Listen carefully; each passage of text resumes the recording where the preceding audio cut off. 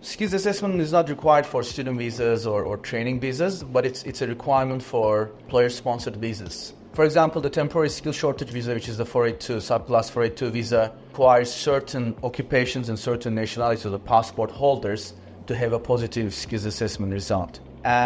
Cooks, chefs, pastry cooks from certain nationalities is a mandatory requirement for these nationalities to complete the skills assessment.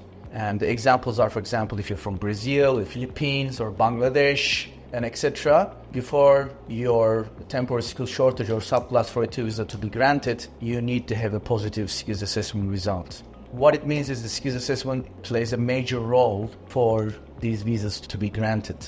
Now, for cooks, specifically for cooks, chefs, and pastry cooks, when someone applies for a skills assessment, they need to meet a certain criteria. Okay? Usually it has several stages. The first stage is always submission of documentary evidence. The first stage is the most important stage in skills assessment applications, and the reason for that is because the candidates need to prove that they need to have at least 3 or 5 years of work experience. Now I'm using the word 3 or 5 years. And the reason that I'm using that is because that depends on whether you have a relevant qualification or not, okay? And this is where the Australian qualification comes into the picture and becomes very, very handy.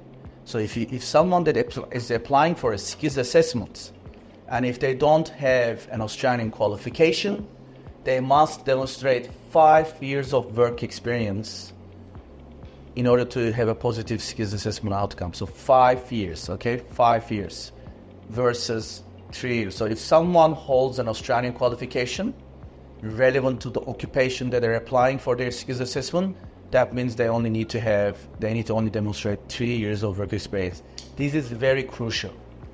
And the reason for that is because for every number of years of experience that you need to demonstrate to the department, you need to submit certificate of employment documents, you need to submit financial evidences such as bank statements, pay slips, income tax returns or superannuation documents. And we know that not every individual has these documents, especially coming from overseas countries such as the Philippines, the Bangladesh, the Pakistan, and Brazil, and so on.